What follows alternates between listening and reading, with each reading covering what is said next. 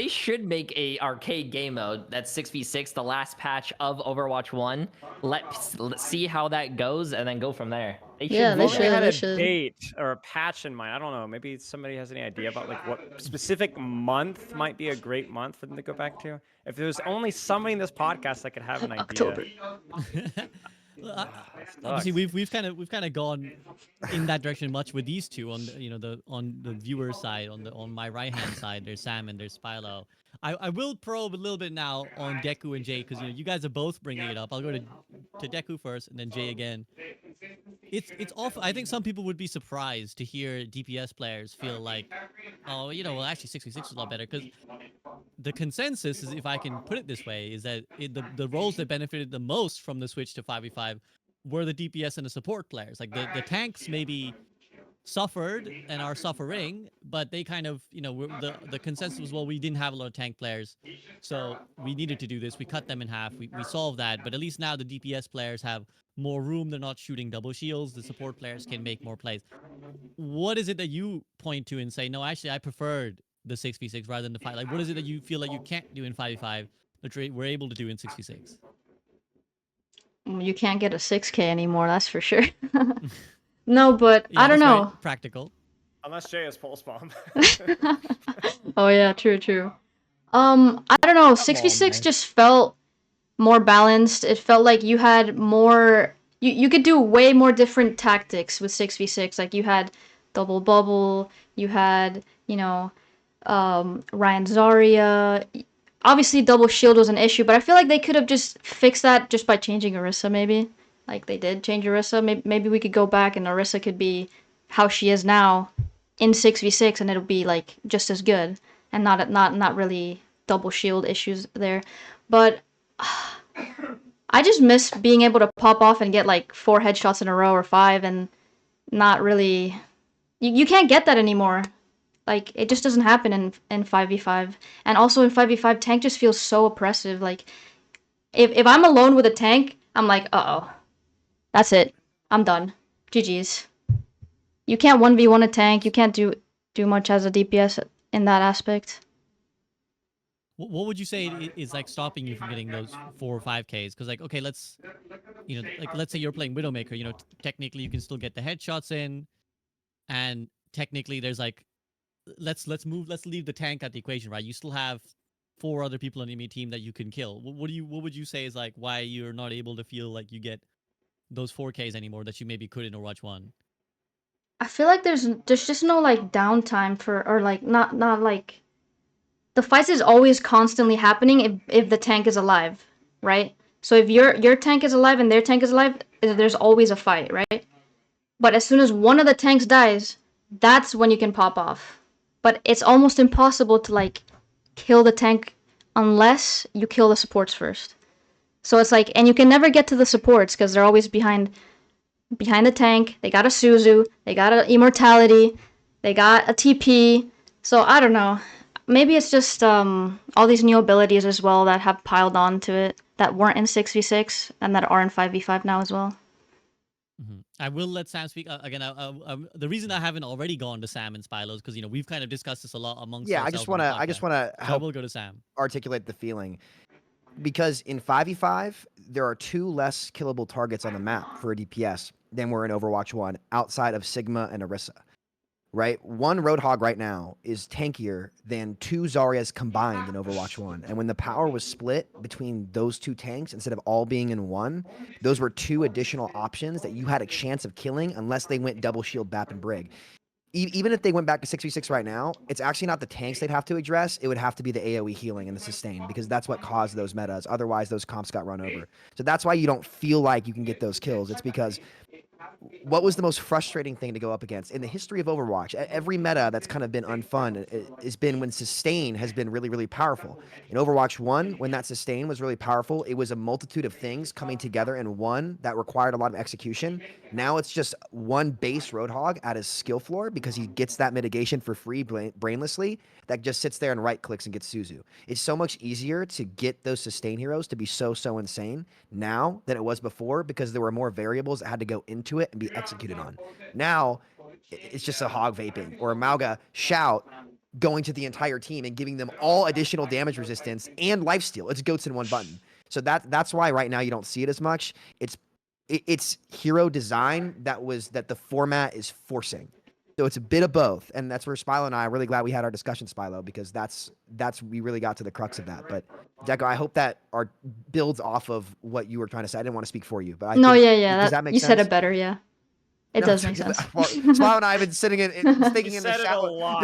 Yeah, he's been talking about it. He's got plenty of rehearsal in, so don't worry. Jesus. You're Yeah. impromptu. He's got Sorry to got- interrupt. Sorry to he's got a interrupt. script No, you're ready. good. He's You're got a good. whole- Not to mention now 25% less headshot damage. So even when you get the big moments, like it's even like I said, I headshot a hog 4 times in a row. He was like still about 2/3 health. I'm like, I can't kill this guy. So, Oh, Deco, man. anything you want to add? Because I want to take it to Jay next. Is there anything you want to chime in and reiterate? No, that was perfect. That's exactly. Okay, Jay, like let's take it to you. I don't know how. I don't know if your suggestion of like put 66 in the arcade was that like you personally wanted, or you just do it so that Chat. we can. I'm Like, so bad end at the public discussion a little bit speaking. and like see how it would look. Probably just to end the discussion. I feel like, I mean, take other games for an example. Fortnite reverted back to their season 1 when the game was like Shut up, first Dira. released. Overwatch should just do that. Try it out. I mean, people like nostalgia, bro. See what people didn't say. 'Cause prepare everyone's for coming up this. with theories, and people are saying, "Hey, you missed 6v6 because of the nostalgia. You missed 6v6 because of this. 5v5 is better." And just put it in the game mode. See what people say. If it becomes a very popular game mode, then you would see what you need to do. Hey, what's up, Dad? Sorry, my dad's in the chat. Yo, what's up, JT Dad? But yeah, I think just give the people what they want. Let them play it. The new players would play it as well. See what they missed out on for the past few years, and if it does pop off, hopefully you could take out mystery hero comp and put a 6v6 comp in there. But I mean that would bring up splitting the player base then. It would. I mean, we'll get to the discussion of the practicality of that in a second. But where's your personal preference? Like you started this podcast saying I think I'm having a lot of fun. But where do you lie? Do you kind of put stock in the 6v6? Like, did you feel it's really hard, I think, to remember how you felt. Your 2 years YouTube ago. comments are at risk here, Jay. But how did you feel? Screwed, buddy. What do I prefer right now? Just in general, like, what do you think? Yeah, what do you think? Yeah, I'm gonna be honest with you. I would say there's some things I miss of 6v6. Like I do miss the tank synergy, like having 2 tanks, like a Reinhardt, a Zarya. We're never gonna see that unless you're playing open queue or some shit. And then you have the Winston Diva dives. Like I do feel like you're missing out on a lot of those. But and I do miss and that you don't get in 5v5, but you get in 6v6. If you 1v1 a tank on DPS and 6v6, you could have a possibility of winning. If you 1v1 a tank right now, you're gonna get demolished. I don't know where I stand, man. I would say I would like to play the game mode, see what I was missing before, and the nostalgia, but then I can make a decision. I don't know where I stand. That's totally fair. More people should probably be a bit more like you, where they're like, I don't know. Actually, I don't know if I do prefer 5v5 or if I would like 66 again. That comes from me, like, seeing these hit scan changes in the health buffs where I'm like, what the hell are they doing this for? These changes seem like they're very lazy. Like, why balance the game when you could just give everyone 25 health? But like, then I tried it and I played it and I was like, okay, wait, maybe I was like, talking nonsense before. But I would like to try it. I don't know what I would pick right now, though. I'm gonna be completely honest with you. I do miss 6v6, but I don't know if that's because of nostalgia or anything, like I've been saying, or do I like 5v5 now? And did you feel like the change was better for DPS players, like overall, or like do you feel like actually maybe now you think maybe it wasn't? What, like 5v5? Yeah. Well, when they buffed it back to the passive to 20%, it's always back down to the passive. When they buffed it back to 20%, I felt like I was more useful in the game. When it was 15%, I felt like I was useless. It's hard to put a blanket on it too. It really depends on the hero. Like Spilo and I talked about this. Like Echo Echo as a hero that like get benefits from like space being open, like had more things open up. And then if you're a Reaper player or a Sim player, you're kind of so it really depends like what you like to play, I think. Which is again, like I guess that's truly the answer for most things in Overwatch, right? It's like if there was any issue and you're like, well, how do you feel? It's going to be strongly influenced by what heroes you like to play, right? So I think that's always going to be a case. Spylo, to then what J3 and kind of Deku as well is bringing up. What do you think? Why do you think they don't put it in the arcade? Why do you think they don't just like, let's just have this discussion, guys? Let's put it in the arcade. I think it's corporate. I think it's corporate, or not saying that necessarily a totally negative way, but there's something to do with like their business is committed to this. It's like I mean, we know that that's one of the blocked questions when Flats had the Q&A with Aaron Keller, right? Like that was not allowed to be discussed. So it's something to do. I don't know if it's developers or the head or the company or whatever. It's just we don't want to talk about it. This is the way that we've committed with things, for better or for worse. And I think like that's why a lot of people are irritated. And I think I probably agree with Jay. I think that it'd probably be, if they could do it, even if it's just for a weekend, to shut people up, give them an opportunity to pull it back in, just to see, because we really don't know. Like 66 could feel amazing, it could feel terrible. Like we don't know. Like we're comparing to something that was almost like 3.5 years ago. You know, that great 2020. Bye, patch. Dira. We just don't know. Have a good night. Run it down, and I hope at some point that's going to happen. Now I will end this on like a positive note. I distinctly remember haranguing and people asking them maybe a year and a half, 2 years ago, like right when Overwatch 2 came out, about experimental mode. Like, where's experimental? Oh, you know, it's not coming back. You know, we didn't get people to play. Like all this other bull crap, right? And look what happens. We get quick play hacked. We get April Fool's patch. We get Mirror Watch, right? So they just literally did experimental mode, but they didn't call it experimental mode. And they actually are trying out a lot of these things here. So, you know, maybe they'll, in the same way that they backtrack from that, maybe they'll backtrack from 66 and try something out. You know, I don't want to rehash this. I think Sam and I've said pretty much my entire piece. For that, It's just been you know. endless. Yeah. Listen. You try it, Blizzard. We know what'll happen. Let's go to specific heroes. We'll stay on this all day if we stay on this. Sure, yeah. I think as always there are cynical interpretations and there are perhaps more forgiving interpretations of why Blizzard do or don't do certain things. So I think it kind of again comes down to like what you choose to believe. Like, do you choose to believe it's, as Spylo said, like maybe it's something to do with Corpa, maybe it's like a cynical marketing thing, maybe it's some more of a practical thing, maybe it's just that they like the coding. I don't claim to understand anything to do with like game development. Remember the replay viewer with the Overwatch League when they weren't releasing the replay viewer and they literally just said nothing? They said, "Oh, it doesn't work or it's buggy," which was also totally lies because I had access to the thing and it worked just fine. But it turned out that was like a Team 4 thing where they didn't want to release it because it was like had this one bug, some legal thing. There was some like, and they just wouldn't say anything. Like occasionally Blizzard just does something really weird, dumb, doesn't communicate, total ghost, and nobody knows why. I don't know. Maybe it's all under NDA. Who knows? This stuff happens every now and then. You're like, what's going on? It just sucks that it's with something that's this big and controversial. I can't imagine that's the case here though, just because I think that it's not that they are oblivious to the demands for 66, right? Like, so I think there's probably a reason. They just don't want to talk about the reason for whatever reason that is. Like they have something that they're like, this is the reason why we don't do this. Maybe it's that they believe it's a rabbit hole that they don't want to go down. Maybe Sam's right. Maybe they like just know that if they gave it, people would like it too much and they'd have to revert on this big marketing push. There's all these potential interpretations. Again, we don't know. We can only speculate. But again, I'll take it back to Deku and Jay before we move on to talking about each specific hero. Deku, Jay, anything? Deku, you first. Anything you want to add?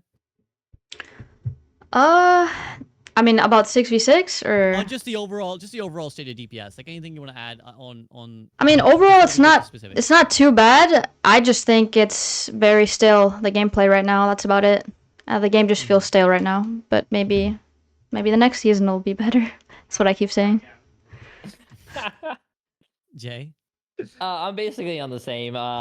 You know, I think the game is just stale at this point. But I mean, I'm still thinking about the 6v6 right now. You guys got me thinking about this. We got to listen, guys. I feel the collar coming off, so we got to move on. We got to move on. I tell you, we got to move on. We got to move on. Sam reminds me of that scene from. Go ahead, Jay. Go ahead. You go. Oh, I was just thinking. I'm thinking of all these possible scenarios that they could have done. Like, just make if you were playing tank, one shield viable, and you can't lock another shield tank. Man, you know what I miss? In Overwatch 1, there was a season where everything was viable. You could play anything, and it was so fun. And even Siegel came back and made a video about hate it. you guys. And then, I hate you guys. Blizzard fucking did something, and it fucked everything up. Jay is like a heroin addict. Like, look, Sam. Look. Well, I was You only guys- gonna say, Jay. I swear, Sam, man. Sam is like that. Oh. Reminds me of that scene from Finding Nemo when they've got like the shark party, and the Oh, sharks are like, fish are friends, Hey, fish are friends, Fish are and they're all here Fish are together. friends, not food, And then dude. like that one little whiff of blood comes in, and suddenly he's like, "Oh, it's coming Ooh, over that me, smells hold me good. back, What does the hold shark me say? back." Oh, that smells good. Is that what the shark says? He's like, that I smells Yeah. don't good. remember now. He's got a but little- He's got a little whiff. Oh my he just god. goes ape shit from that Listen, one. I little have 2 whiff. scoops of blue raz in me right now, so we don't move on now. It's gonna be a long let's go. podcast. Okay, Let's okay. go. I mean, as it is, this I is love a that. never- Metaphor or what? Like, what? Don't worry about it, Spider. That's some old lore, dude. All right, let's just Okay. ask Salt Okay. Shaker about it. Just ask Salt Shaker about it. Okay, okay. So we kind of alluded to. I mean, it's kind of interesting. Again, I think it's just the nature of when we discuss things. Like we do tend to gravitate towards the problems. Like it's harder to pinpoint. Like I'm enjoying X, Y, Z because when we started the discussion, the sentiment was vaguely positive. I would say, like you guys are like, yeah, it's not bad, but as we kind of delved in a little bit deeper, it's kind of like the sentiment seems to be that it's a bit stale, it's a bit boring. It feels like maybe the pop-off potential isn't there. Can I Maybe say we'll. one last thing, SVP? Yes, go ahead, One last Spila, go thing. ahead. I just interjected. I'm going to say something a little rude here, but it is true. I think when you have people that play the game for a living, anything is going to be stale when you play the game for 6, 7, Oh, 8 for sure. hours. A day. That's true, your yeah. job. Sure. My impression, I don't play the game nearly enough to like let it be stale. When I play occasionally, I enjoy it. The people I work with and coach with that are generally like casual, even the ones that are in like masters, they're playing like a couple hours a day, right? Generally a little bit more positive. I think anything just like you rep it out, like it just is gonna feel stale. I will say that there's certain metas and heroes, like we've talked about this, that just make everything feel a lot worse the more that you play it. Like everyone gets, like Jay was saying, like shooting the Malga for the 700th time, right? But even a good game will feel stale if this is what you do for 3 months, right? And the next season, right? This is how it goes. Which, to be fair, has been better since we're not having like glacial patch changes. This stuff is actually happens. Yeah.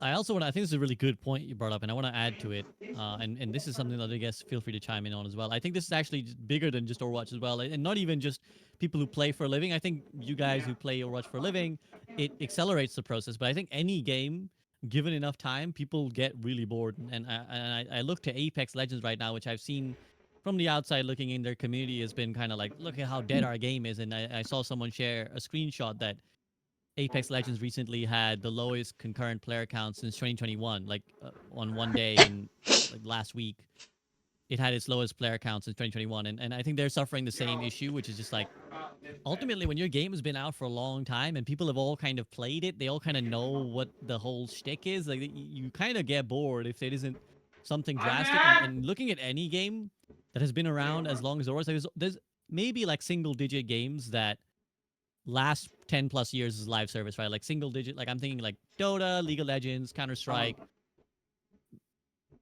I can't even think of many Minecraft, more. I don't know. Minecraft. One more thing. I think Yes. a lot of those games that maintain people have way better competitive reward system.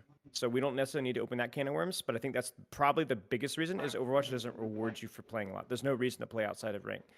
So I think people would probably feel more of a sense of accomplishment if the season was fun, right? Obviously, but then also that there was some sort of incentivization, which I think has been a huge weakness of Overwatch literally since its launch. Border system V2. Those borders in Overwatch bo- 1, they were Mhm. gorgeous. They were Gorgeous. amazing. Gorgeous. I'm- Gorgeous. And that was League pathetic boxing. compared to what other games have, right? Like that, Yeah. and then we lost that too. So yeah, I agree. I actually don't agree with the understand sentiment. that. I'm not sure. Oh, go ahead, Jay. You go. No, I just don't understand. Like the borders were so fucking cool, but now we have this like level. The levels, yeah, the and they don't level. even It's show. basically- Yeah. it's basically yeah. the same shit. It's like a scuffed like Call of Duty from 2008 to 2016 esque, prestige system. I guess I don't know. I'm not trying to be a hater on it. I love the borders. I got my diamond border right at the end too, and I was like, this looks clean. What Oh bed? man, I This got called a one? virgin so many I times. know, dude. you were a 5-star for a long time, dude. You were a 5-star for No. a long time, but I split mine out between different accounts. So oh well. I will say I'm not personally convinced that that's a significant reason. I just off of Yeah, my true. own experiences, like playing Dota, I have no fucking clue what the progression system even is. Like the only thing that I'm looking at is like, is my rank going up or down? I don't even know if there's like a is there a level system? Like there are like relics that you can level up and like you can show off like how much you spent X time on X hero, but like I feel like that's a thing that engages players to play more. It doesn't engage players to play. And I think that's like the difference where it's like I don't know if whatever carrot and stick you offer would be enough to get people to play Overwatch if they're just not fundamentally happy with Overwatch. And I think that's where like the problems lie. I think the other if I was to point at a singular reason, which it never is, it's always much more complicated than that, is that those other games have just kept their communities happier in the general gameplay elements of what they are. Like League and Dota, they're very stable in terms of like the baseline, and they do innovate. And CS:GO, again, I can't really speak for it too much, but like it's CS:GO, like you know what it is. So I don't know. Indeed, Gekko, they're doing something right. Like League They of are. Legends, like you just mentioned, League of Legends has been around for a while, and look at their scene. Their scene is still kicking ass. They just came out with a $500 skin. Imagine if that came out for Overwatch. What would happen? Hey, we are getting Pink Mercy back. You know that. Did you all see money Pink before Mercy. we? Go ahead. Go ahead. Oh, I was gonna say Pink Mercy. If the people are getting mad at Pink Mercy because it's going for a good cause, Yeah, I that's don't know, stupid. bro. That's stupid. It's Listen, so you know stupid. what they're mad about? They're mad that their black market got crashed. There were Pink Yeah. Mercy accounts going for like $1,000, and I just think that shit is so funny. I'm sorry, I just think it's Bro, funny. I don't understand people who are even buying that in the first place. Careful, Can you Jay. imagine if they had a Mercy Mafia, $500 breast cancer skin? Like how cancer would just be cured. Yeah, There'd be- honestly, there'd be yes. Millions of people would be broke, but You like gotta go. You gotta go after. Listen, it's the Would just be K-pop, cured. the K-pop stuff, and the Yes. Mercy stuff combined. It's like Yes. you've created. That's Nobel Peace right there. It's over. It's done. It's done. Yeah. there you go. That's how we get back. That's how we get back. We end world hunger just by selling Yeah, Mercy right there. skins. That's it right there. Gekko, I want to take any your thoughts on just the longevity maybe at Overwatch and like looking at other games and how maybe there's the same malaise going through them. Yeah, I mean, I get it. Yeah, I've been playing Overwatch since, I want to say season 12 of Overwatch 1. So, like, or season 11. Like, right before Break came out, that's when I started. And I don't know. I feel like the game gets better, then it gets worse. Then it gets better, then it gets worse. Right now, it's just been like a flat line in Overwatch 2, I feel like. When it first came out, it felt really, really good, and then it just flatlined. But I don't know how to remedy that, because you know, you've just been playing the game for so long, and eventually it does get boring, right? So I agree. What was the I think they're question? just yeah, like how do you feel about the overall state of like games like Overwatch, like live service games that are this old? I mean, to be honest, I only play Overwatch. Pretty much, that's the only game I play. I have dabbled into Valorant, but it's just like when you get a game that's like Overwatch, that's like ADHD and like always going. It's like you can't slow down and play like a game like Valorant. You can't slow down and play like a game like Fortnite either. Fortnite is like even crazier than Overwatch in my opinion. Like buildings just come up out of nowhere. Like I don't know. It's really hard to move on from Overwatch to a different game that isn't similar at all. But I did try Marvel's Rivals, and that one kind of felt pretty good, kind of similar to Overwatch. Like when you popped off, it actually felt maybe even better than Overwatch right now currently. Tiny bit of insight. Yeah. One of my viewers, there was a Q&A with the developers, and he like used one of my video. He like asked a lot of questions from the videos, and one of the questions was about the hero release. Supposedly, they said that the heroes are not going to be paid gated, just cosmetics. Oh, you mean Oh, Rivals? Yeah. that's kind of sick. Interesting. Yeah. So the unowned is perhaps a bit was a maybe something they So we'll flirted see. with That's and backed up. that's what they said. So Okay. I'll quickly take it to Jay before we move on to specific heroes because we've been talking about a lot of the broad picture stuff. Jay, on this issue, like, have any other games ever Hey, Austin. turned your head? Because you know Sam and Spilo, we talked about like Rivals and stuff. So have any other games turned your head at all, Jay? I wanted to try the Marvel Rivals. I sadly was not home when it came out. One game that I'm very excited about is that Steam game. Apparently, that's been Deadlock? Deadlock. Yeah, Deadlock. I'm Deadlock. very excited for that, but also it's Steam, so I mean, it can only go for so far. Like Left 4 Dead 2, Team Fortress 2. You know, they can True. only count to 2. So I'm down to try some games. I mean, it's always healthy competition is always good. Yeah. Yeah, between I games. agree. Yeah. So, I mean, because Overwatch, I'm gonna be honest with you, Overwatch, the reason why I'm still playing it is because it's a game in its own. I mean, I don't even know what I just said, but it's a very unique game. I love it. I like how fast paced it is. You know, it reminds me of TF2, but I started playing it now. It's just that no game has came close to it. Maybe Paladins, but look at Paladins. Yeah, it's not the same. So games like this, like Marvel Rivals, and it's good that they're going to be, competing against each other, and that's what I. Hopefully, that lights a fire under Blizzard's ass to change the game a little bit. I mean, I can't say much more because I actually have not tried the other games, but I'm very excited. The competition is Marvel. very good. Marvel felt like it was the first game that like actually felt like Overwatch from the second that you pick it Really, up. even It the was third insane. person. Yeah, yeah. I thought the same thing, and then I played it and I was like, oh no, like I'm addicted. Like I played it all week. It was so much fun. Jesus, Yeah, I was a I little mean, Black yeah. Panther one trick. Oof. I want to try it, but I think games like that will be good. Even if like it lights a fire under Blizzard's ass and they start changing stuff for the better, hopefully, or they start looking at other games and like League of Legends. Let's say League of Legends and Counter-Strike, their pro scene and their scene has been going on for years and they're older games. Maybe take some ideas from that. Maybe like you guys were saying, like the progression from leveling up and whatnot. Maybe they could change some stuff with that. Triple what? It will be interesting to see. I think Rivals in specific and Deadlock, whenever it comes out, are the most direct rivals to Overwatch, no pun intended, in maybe ever. So it's also interesting that they're all coming out at this roughly the same time. Like there was that weird Yeah. Chinese game that had copied Gibraltar. I'm sure you guys saw this Oh yeah, that's yeah. it. this Twitter clip where they had literally copied this Gibraltar, the map, like down to every single significant node, but it was just like some budget rip-off game. So it's interesting. We'll see how it goes. But for now, let's talk each of the DPS heroes, and we'll go alphabetical here.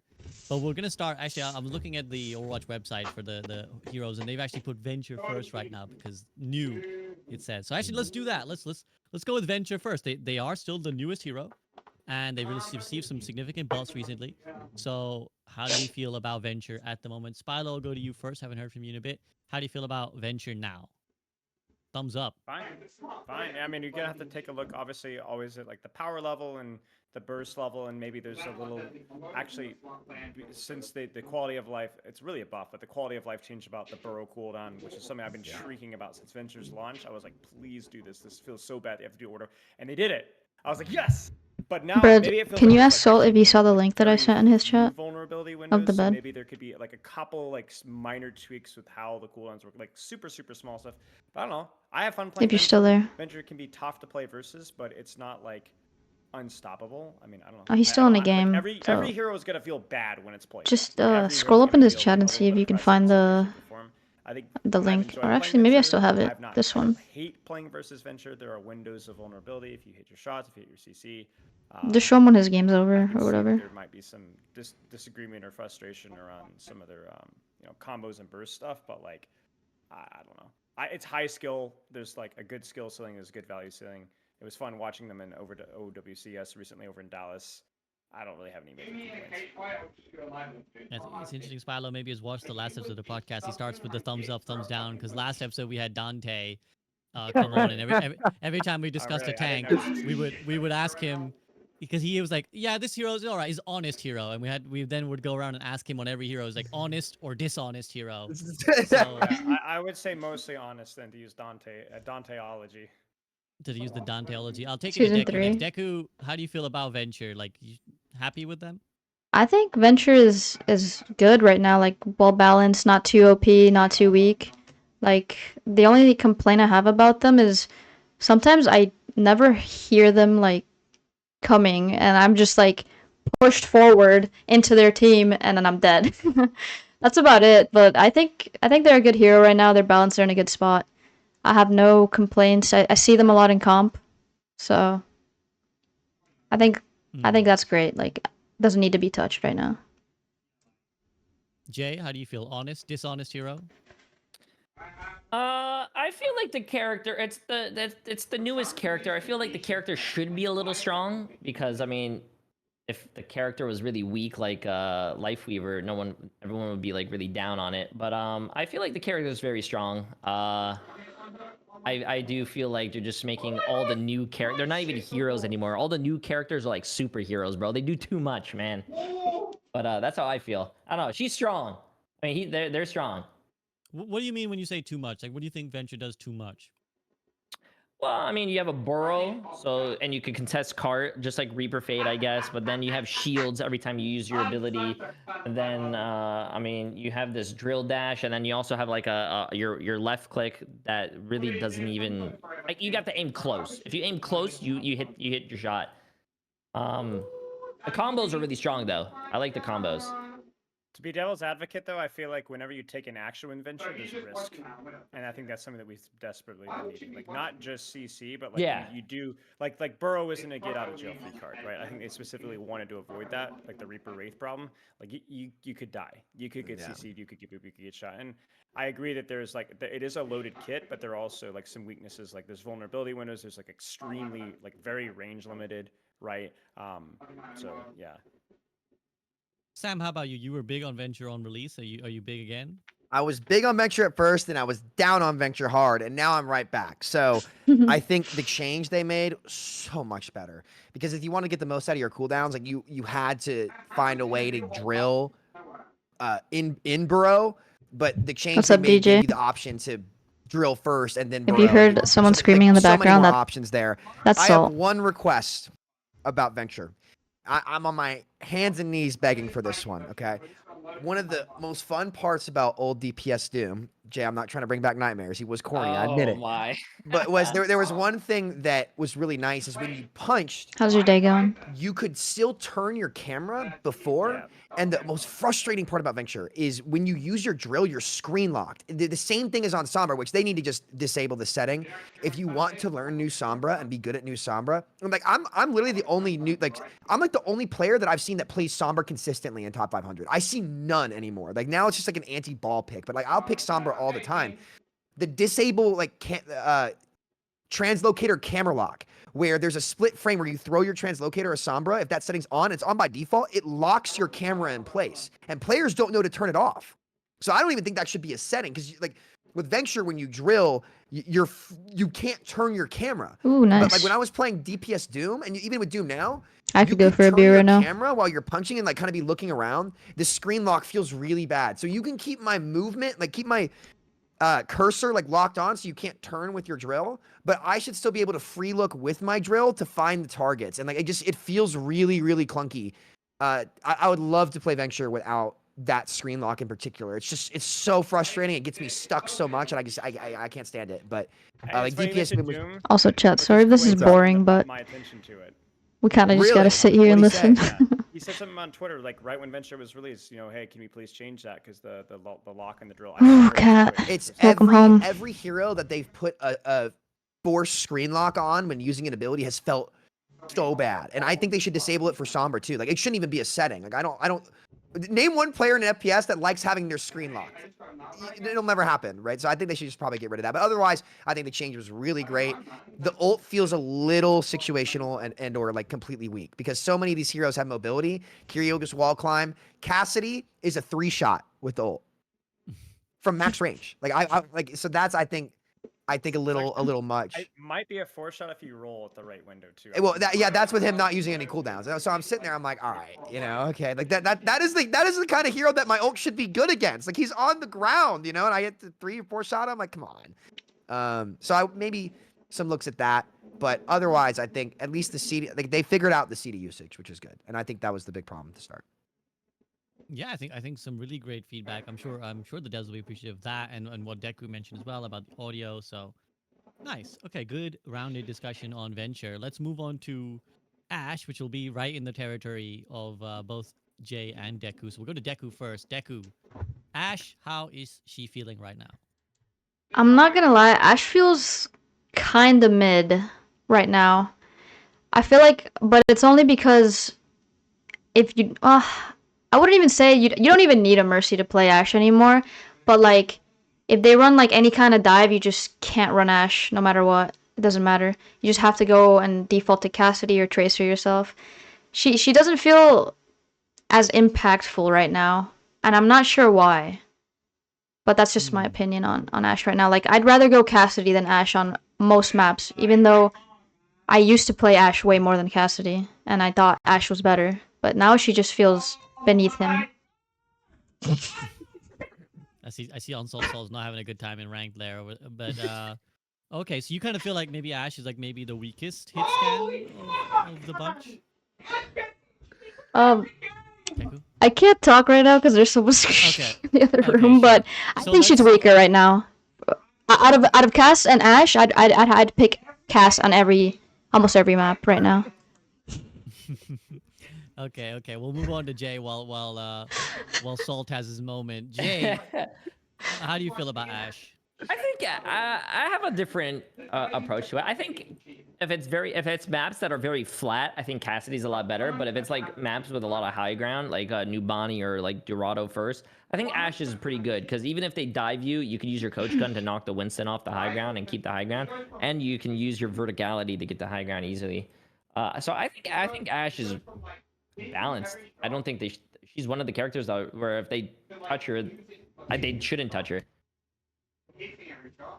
Interesting. Okay.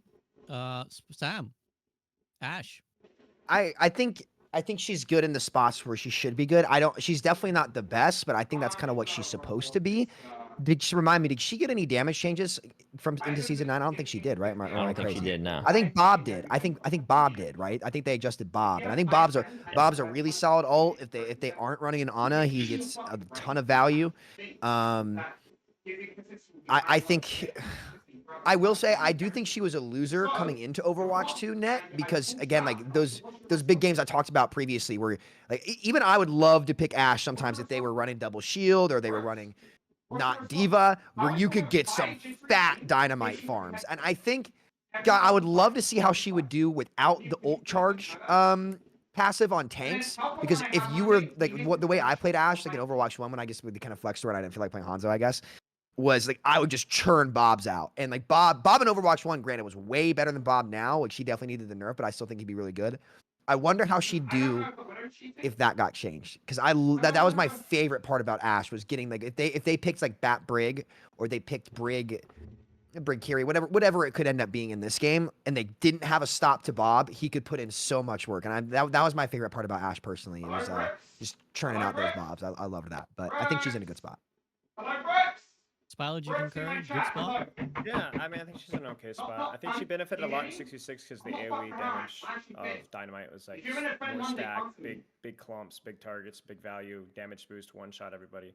But I think like Ashe is kind of like the sniper that Overwatch 1 should have always had. You know, like the much healthy version of Widow. There's a lot of range pressure. I think the problem that is in Overwatch 2 is that there's a little bit more of a mobility creep, which we've talked about before. And she's definitely not a very mobile character, at least compared to a lot of even the other hit scans. Like a Cassidy can move a lot more frequently than Ashe, not because of role, but because he doesn't have the scope, right? So he's just able to move a lot more fluidly. There was a period of time during Jote's meta, you guys might remember in Overwatch, like the Junker Queen, big clump comp. And a lot of teams were running Ashe, and it was very difficult to run Ashe, though, if you had to do a lot of like kiting and pushing and pulling, because she just can't shoot while she can move like Sojourn can. So I think if Ashe were to get anything, it would just be the ability to like maybe reposition a little bit quicker. But I do think that she's like an Ana as in Zenyatta, where like there's cooldown management involved, there's risk management involved, there's a lot of reward. I think Ashe, if left uncontested, might be the most lethal damage in the entire game. In terms of like consistent and constant pressure. It's just sometimes that she struggles when she's under pressure a little bit. But I think like overall pretty decent spot right now. I've sent an Ashe one trick in my chat. He says that maybe if anything, look at some of the break points which have changed since season 9. Yeah. But other than that, I think she's fine. She's still one shot in the head on Tracer. Nope. Unless you're damage boosted, I think. That used to be so good, man. When you one shot Tracer, Yeah. that's so satisfying. Don't get that. I anymore. miss that. Same for May. We'll get to May, but yeah, that I feel like So even on the receiving end though, Jay, like you were alright receiving it as a tracer. Yeah. Yeah, it's a I skill said, shot. well, if I died, I would have been like, God damn, that was a good shot. Yeah. Okay, someone bring up the clips to verify that is J3's perspective when he got headshot as as. Oh, let's double fact check that. Deku, you're as well. You kind of feel like maybe the breakpoints are another thing is on top of the mobility.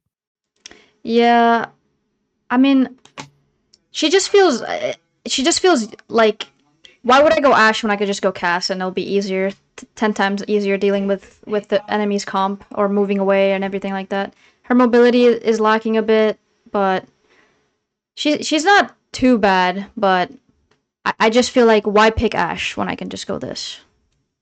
Right. Which is an existential problem I think a lot of Overwatch heroes have, is that it's not that they are inherently bad, it's that what they're doing someone else does better, and you're kind of left without an incentive to pick them.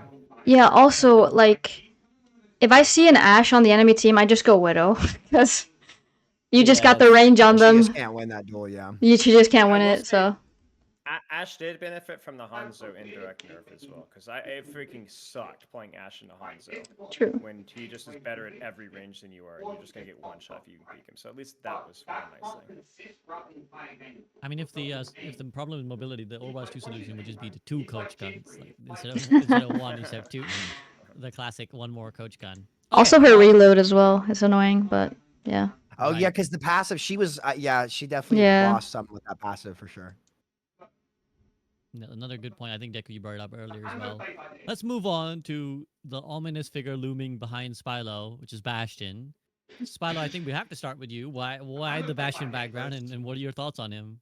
I mean, it's just the classic DPS, right? Like, just brain dead, turn your brain off, shoot the enemy tank. That's what you got to do, right? That's what all the content creators tell me to do.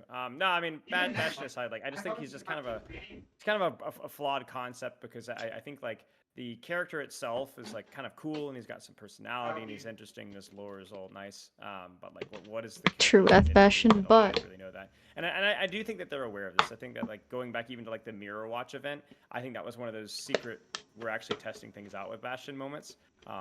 So we'll see. What's I up, think Frost? that Bastion is current state. They right can't now hear is unique, Salt. and that's where he should be in. You guys hear Salt more than they do. I actually really like a lot of the nade. The nade's pretty fun to use with. The nade jumps are fun. So it's I actually fine. don't think the You recon they can only is hear that him when he supportive yells. Sometimes like that fire rate's awkward, but like I think it's all right. Like but it's just turret enemy tank. So I assume that they're working on that though. Who knows? Sam?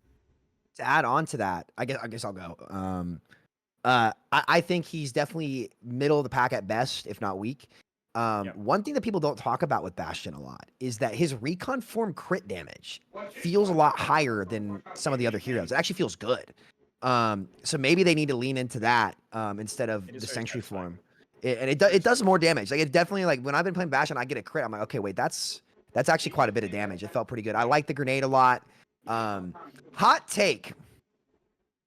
I think they really messed up and should have flip-flopped what his ultimate was in Overwatch hot 1 for Overwatch 2. I think Configuration Tank was so much more fun of an ultimate that would have been way better for Overwatch 2 and 5v5 than what it was in 6v6. So the problem I ran into is that, again, like towards the end, it was just double shield, and so you're better off staying in Sentry. But I loved rocket jumping in that ult. Like, it was super skill shotty, right? And I think artillery would have been better against double shield previously than it is now, where everybody has the mobility now. And if they had used the mobility now, like, imagine a Sojourn sliding, and it's like, oh, I'm hitting that shot. Like, I dare you to slide, because you jump at the end of that slide, and I'm flicking you at that projectile. I'm gonna drill you, right? And just one shot kill.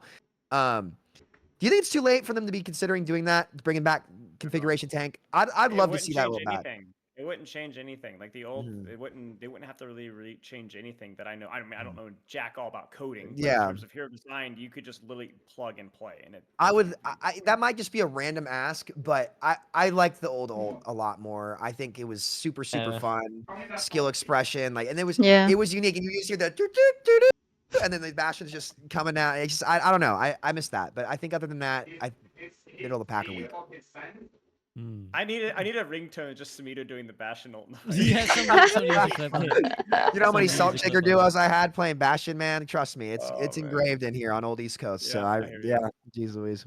Jay, how about you? You kind of, do you feel like middle of the pack? Yeah, kind of weak. I feel middle. I think his grade's a lot of fun, and it's really strong. I remember playing Bastion a few seasons ago, and he was a lot of fun. But I think he's in the middle of the pack now. He's very big, a very big hitbox. Sojourn would just farm rail him. Cassidy as well, yeah, I don't see a lot of Bastion players as well. I only run Bastion if I see like Bowie on the other team, and I know he's not going to switch off Reinhardt. Make his life a little hell, but that's about it. That's fair. Which I'm sure a lot of Reinhardt players are crying in Bastion noises there, or hearing. That's your approach. Deku, how about you? Honest, dishonest hero?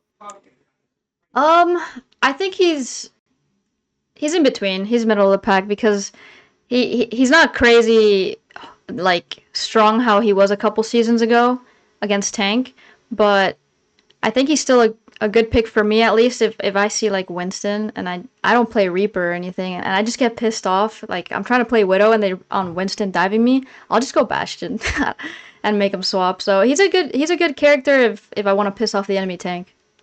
That's about it. I hate you so Damn. much. I know. This is like the exact thing that Your people turn, hate Spylo. Smell the playing blood, tank buddy. for. Yeah, I mean that's your pet peeve, Spylo. I mean we don't even need to dwell on it. I think we know what's coming. So we're gonna move on in the interest of time as well to talking about Cassidy. Sorry, I opened up. If you heard weird ambient noises, because I have Outer Wilds alt tab because I was still playing it before the podcast. You might have heard like fire crackling noises. I accidentally opened it up. Let's talk about Cassidy because this has already been you've already been mentioned. You guys have already brought him up a few times. And I'll go to Deku first actually because Deku, you kind of directly said, well, why would I play Ash when I can play Cassidy? And I see a lot of Cassidy. So you feel like Cassidy's in a strong place right now? Yeah, I feel like he's really good right now. I see him picked almost every single game. Trust me, because I try to pick him and then someone else picks him and I can't pick him. But yeah, overall I think he's a well-rounded character. So he can deal with a lot. He can deal with dive. He's not too immobile where he can't move with the team. Like he can play in like a rush comp as well. He's in a good spot, so I wouldn't even touch him. His nade's annoying Jay. though, but Oh, well, for sure. I'll rant about that if no one else does. But Jay, how do you feel? I think the health buff gave him, he's very viable now. He's strong. I don't know how they're gonna nerf him or change him. Maybe change the nade. I'm sorry, but the hinder is such a stupid ability, bro. Just bring back stun at this point, man. I think stun true. is a little bit better than that. But I think he's very strong right now in the current state of the game. What is it that you find frustrating about the hinder over the stun? Bro, have you ever played Tracer and you're juking the Cassidy, but he throws a nade and then you blink behind him, but the nade goes whoop, it comes right back to you. It's so dumb. Or like he throws a nade and then you blink behind a wall and the nade just goes whoop. Like that's so stupid. I hate it. Also, I think it was a skill back then when there used to be a stun when you knew he was gonna throw the stun and you jump a little bit so you get stunned while jumping and they miss their headshot and then you can just recall right after that and you live. I don't know, man. I hate hinder. I hate hinder. Hopefully they change it. And they have said they were gonna. Sam, you go ahead. You go off. We've talked about this a few times. It was a skill. Like, okay, this is a mistake. I want to say we made as a community where we talked about CC in Overwatch 1. And remember how we all complained about CC, and then devs were like, okay, we'll nerf CC, and then they nerf things like Rhine Shatter stun time, and it's like, wait a minute, that's not what we're talking about. Brig Yeah, stun, that Big was Rock, dumb. over cast stun is another one of them. Where it's like that was a huge skill matchup for most characters. Tracer the blink timing, Genji the deflect timing too. Like that was a skill matchup. Now Hinder is not like that at all because like if you make the blink play and you accurately like go around them, or even a Sombra, it's so frustrating because I only have one translator. There was a clip today. I got a little mad. We're playing Hollywood, okay? We're attacking first. And Sombra, the only play you have really to set up that flank angle is like I went around back left, harassed backline. It's okay, forced chat. They back can't row, hear him. Transload to the elevator and went up. The cast from the point threw a hinder up and it went Mr. Axis. and stuck me up there where I wouldn't have been at risk if it was old stun because I played my range right. And then of course rack attacks into Skybox and Lucio. I'm sitting there for a second and a half, just can't move. And I just explode. I'm like, all right, maybe I should have played that better. It's just really corny. The lockout time is longer. I don't think it's better. And like it definitely was a skill matchup before because you could do the jump time. Like you had a ton of like little micro options that made the game so much fun in Overwatch 1 that I think they should just bring back the old stun. And the real problem I think was Flash Fan too against tanks, but that's just me. As for the rest of the character, he's just overtuned. Right, I don't want to say overpowered. I just think he's overtuned. I think he just has a little bit too much. The damage resistance on roll is insane. The damage resistance on high noon is insane. Like I liked it when high noon, like it actually mattered. Like now he just pops it in front of me, and I can't kill him. And it's just again, it's passive value. And I don't like that. But I'm not sitting here saying like he should get gutted. He's just a huge. I think he won in every aspect, from the health changes, the projectile size changes. The role has just been getting buffed constantly. I think he just has a little bit too much. Like, why should he do all that? But as Venture, for example, my ult like is probably like a 3-shot won't kill him because he'll have one cooldown, right? I just think he's a little too good, and I think they should look at just one small part of his kit and walk it back a little bit. But they definitely should not like gut the hero or anything. But I think he just pick him in ranked and autopilot. That's pretty much it. Again, I'm you gonna can do tell. after this. Yeah. You could tell again people's experience coming through, because we got Get Quaked on in chat who's like, kill Cassidy in the lore, just gut him right now. So I think there's a little bit of an influence on what you play there. Spilo, how do you feel about Cassidy? Have you ever seen a pro Cassidy play the game like in an OWCS and you're like pro meta? Like, it's really funny watching them use Hinder because they'll just throw it. They'll just like throw it like 20 meters away. Like the cooldown is like irrelevant because it just like it's like one of those cooldowns that we really hate where it's top heavy, right? Where in some circumstances versus the right hero in the right circumstances, there's no counterplay. You throw it versus Quaked on Doomfist, it's over. Bye, bud. Like you're done. Or if your Tracer gets, I have a clip here on when I was spectating an OWCS match where like the Cassie just did the thing. You just threw it across the map. It accidentally stuck on a Tracer who then tried to blink away, but because it got closer, she couldn't, get rid of it, and it killed her.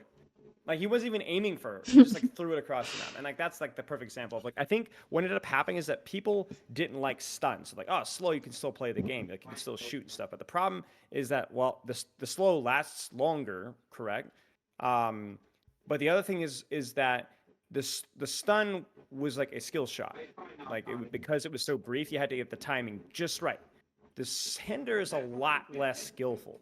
So when I got stunned by Cassidy as a Genji or a Tracer, it was more like, all right, that's annoying, but you know what? Okay, fair. But if you get hindered, you're much less likely to be impressed. I'm not impressed if you hindered me. I'm not. Yo, impressed. Brett, did you show Salt the link? One thing I want to bring up is that But they I have said- said in that AMA that they're gonna make the magnetic grenade like flashbang. Yep. So does that Yep. alleviate some of your annoyance? I With don't it? know.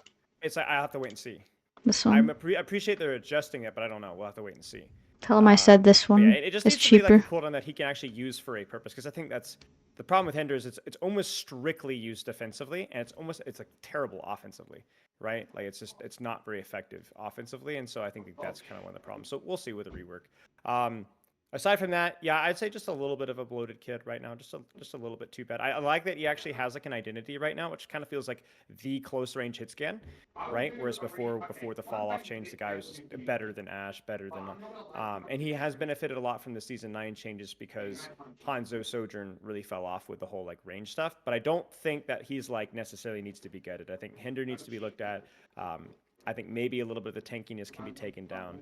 But I don't have any huge problems with Cass. Like, he's been pretty dominant in meta, but like, unless I'm a Doomfist player, or unless I'm getting flash fanned as like a Winston player, it's not.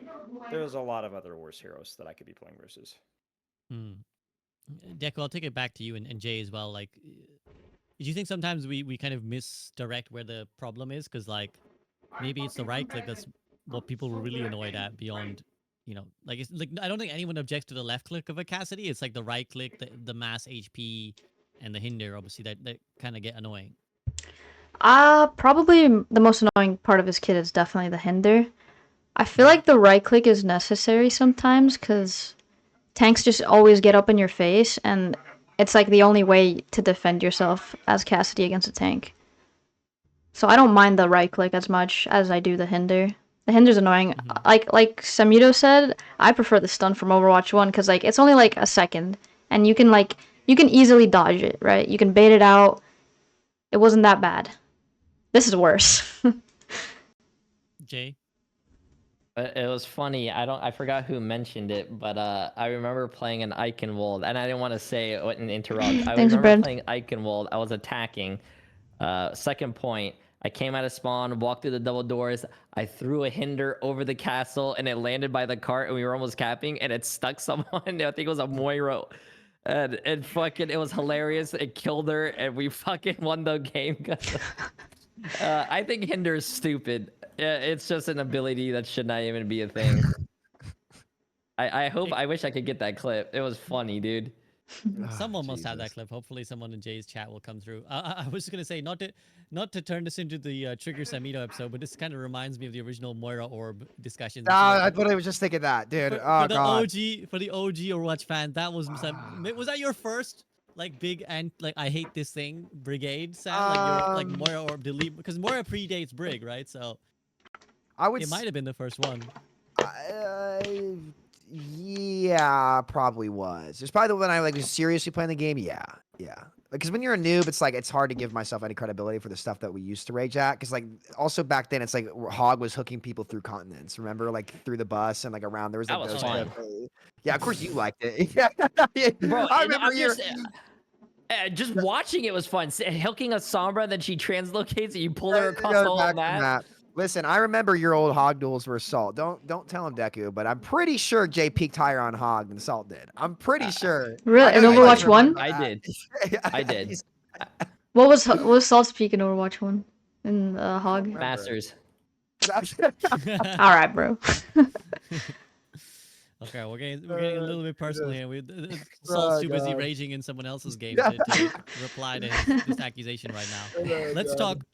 Let's move over to Echo. So this is one that I will have to lay it up to Sam first because you know you've been so intrinsically linked to this hero since her release, Sam. Yeah, How I do would you feel say about Echo? she's probably been my favorite hero in Overwatch 2. Oh, I see, I feel like she's the Galaxy. only character that like she really did maintain. I think she has the most options out of any DPS hero, and that's No, why I Brett, like that her. was I feel like Overwatch her 1. ceiling is still like as high as DPS's was previously. Big props to them for buffing the ult build rate in copy. It was like pretty useless for a long time. She definitely is. It's harder for her to get her big burst combo off with the health changes, but she's in a good spot. I wouldn't change her at all, to be honest. And she's fun to play. I think with Farah rising up a lot, which I'm very excited to get to Farah because I think it's time to like really get the cat out of the bag on that character. I think she's in a good spot. I will say it would be really nice if I would not get locked in place and not have iframes when I copy. I hate it so much. I'm a flyer character. Let me use my ult while flying. Okay? Like the fact that there's so many times where I'll pop my copy and I won't have a chance to do anything because I'm locked in place, but they can still shoot me. And it's like, okay, can we change that? Like I already can't copy tanks in this game. Copying tanks is not doable because I'm pretty sure as well, if you shoot a tank and copy, that tank passive still makes your ult build rates even lower. And I hate that so much. I hate it so much. It really limits your options about who you can go for and who you can't.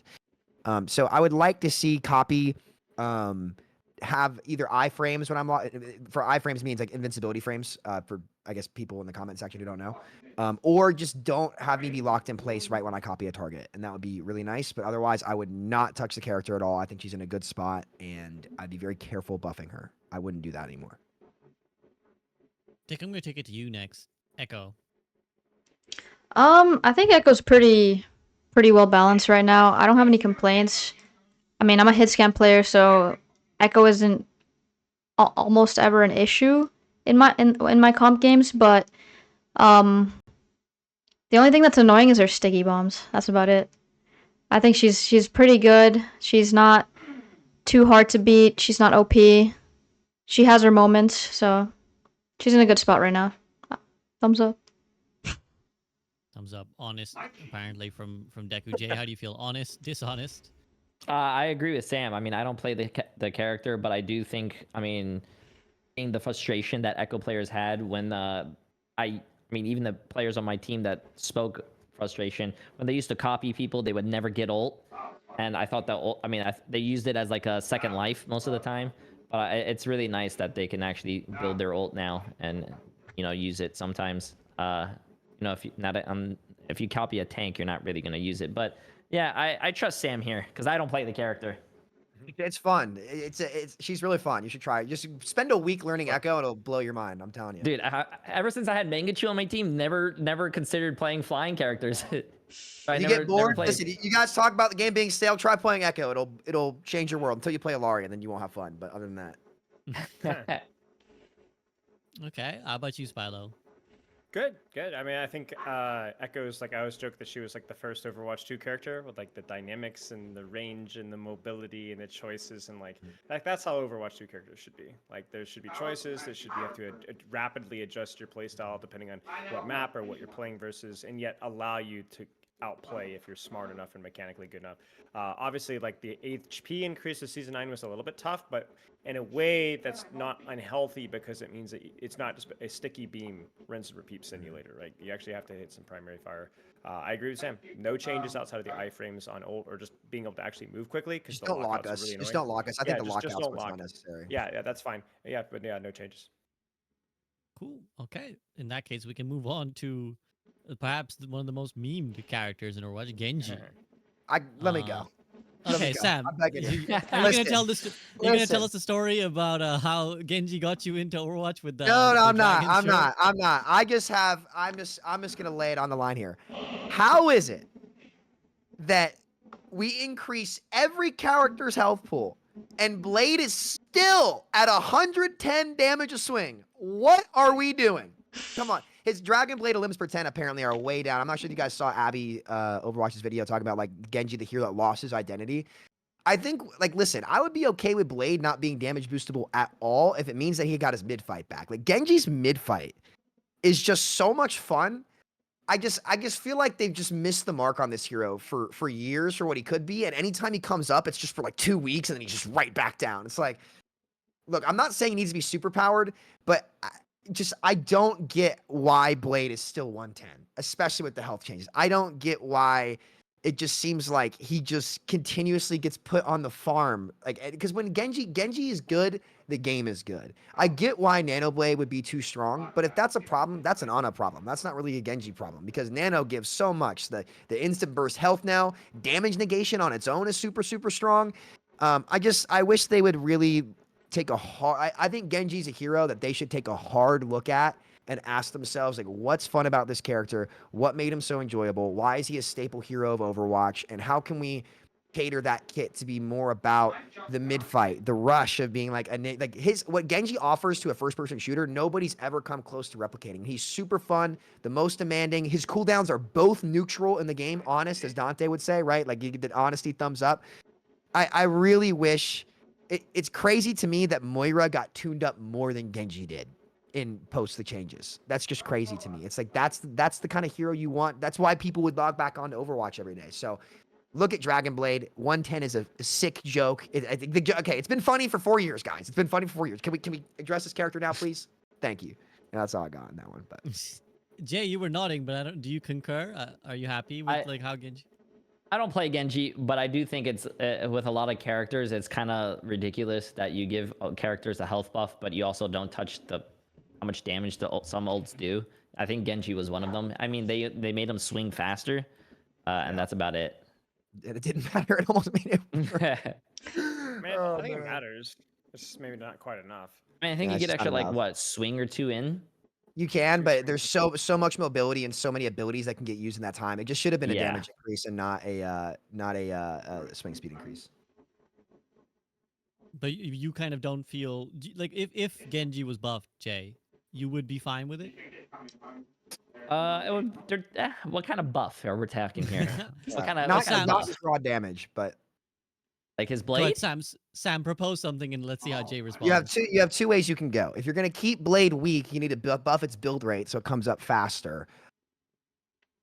I really I can see a lot of nano blades coming in with that. and that's the problem. Like I would go with Siegel's suggestion where that he had a forever ago where he was like, listen, Blade can't be damage boosted, buff his mid fight, and then maybe buff the Blade build rate a little bit, and that you can give him maybe a little bit what more do you damage mean on when the you say shuriken. buff his mid fight? What do you mean Like when you say either buff you I wouldn't touch his cooldowns. I think dash and deflect are two great cooldowns. Spilo, I'll let you go to this because I feel like you had something you were gonna say. Yeah. Am I crazy? Yeah, no, I'm just gonna say like food for thought. Like in this discussion, the reason why they're not gonna buff blade damage or dash damage is do the math. It's 160. Nano boost is 80. 240. That's what they want. They don't want slash damage nano blade. Mhm. So the first thing that we have to address is damage boost with blade. And if we can address damage boost with blade, then we can start talking about buffs to dash damage, which that's another thing that we're not talking about. It still does 50 damage, right? Not 55, not 60, but 50, and also the blade damage. I think it starts with that conversation. Damage boost and blade, because that's the worst thing about Genji. Everything else, fixed skill, nano blade is not skillless. Like there's a huge ceiling, but like you don't have to be good to get value out of nano blade. Yeah, that's the problem. It's like when you're at the floor of the game, and this is probably why they nerf it so much. It's when we're playing, people can hit their cooldowns. Most players can't though. So the Genji just gets to walk up to you free. That risk is so much lower because nobody can hit an ability. So I don't know. Look, it sucks that again, yet another support changing breakpoints that the DPS player has to bite the bullet for. What else is new, right? But no, I would like to try Siegel's suggestion of, maybe Blade shouldn't be damage boostable. And because Nano Blade would still be good. Damage mitigation is super strong because you can still get that very aggressive play style on that. Maybe Blade can't be damage boostable and his shurikens get a little bit more damage and Blade goes up to 120 and then maybe slash at whatever the breakpoints would do to get it back to where it's like, okay, maybe I shouldn't be a 3 slash on a Cassidy without even using his roll. I've seen clips of Moira's coalescing an Ana and he's just sitting there like a wet pool noodle trying to kill him. He just can't. And they play it perfect too. So it just kind of sucks. That's what I would do. I'm not sold on it, but I'd like to see it. I'd like to try it. Better than would be now for sure. I like the no damage boosting of it because they did something with similar to fix the Hanzo. Remember? Yeah, the Hanzo, yeah. The grabs. I think that would be kind of cool to do. I would like to see that. Well, because it's uncounterable. That's the thing. It was like Grab Dragon. You couldn't counter it. Like you damage boost. It was just literally it's just auto win. It's too old. Nano but was it's literally crazier too. uncounterable. Yeah. You couldn't. Yeah. Nano dragons were insane. They had to get rid of it. Remember wasn't Nano Diva bomb a thing, or you could mercy damage boost the baby Diva, and it would like make the bomb do like 1,500 damage or something. So. I forget what it was. Something crazy. It was interesting and ironic because that was back then, and now like there'd be 5 things that would counter a Grab Dragon. Like you could just pedal them out, you could Suzu them, you could lamp them, and one quick thing. Done. Can I just spitball some thoughts? So I will say this: like I think that we could talk about like blade damage, we could talk about dash damage, we could talk about damage boosting blade. I would even hot tech here, minor thing, maybe even shuriken speed just a little bit. Just a small buff. But like I will say the Genji's probably, maybe it's just because the popularity of the character is like the most cooked character that I see on like Twitter and Reddit, and I actually don't think he really needs all that much. People are like, let's give him 2 dashes or let's rework this. He does not need that. He's fine. He's fine. Crazy. He's fine. Like just like make these like little tweaks with this and that, and then just leave him as is. Do not touch his cooldowns. Don't touch his damage. Just the damage of like blade dash or maybe your damage booster. Just like little things. He doesn't need that much. I think he's a perfect median for the game. I've said this forever. Yes, it's like I if agree. Genji is neutral into most of what's in the game's in a great spot. It's like So Winston. People are like, "Oh, we need to buff Winston." No, stop, yeah. shut up. Winston's fine, exactly as he is. He's perfect. Okay, I'm gonna take it to Deku here because I want to hear her thoughts on this as well. Deku, are you these guys are kind of largely in favor of Genji? They're like, yeah, I mean, Salt's having his fun too. I'm sure Salt has an opinion on Genji. But yeah, how do you feel? These guys are quite positive. Are you equally positive on Genji? So I don't play any Genji at all.